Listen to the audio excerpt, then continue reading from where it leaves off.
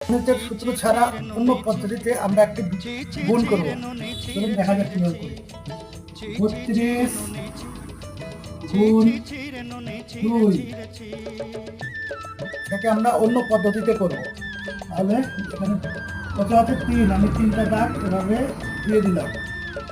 এখানে কত আছে 2, আমি 2টা দাগ এভাবে দিয়ে দিলাম।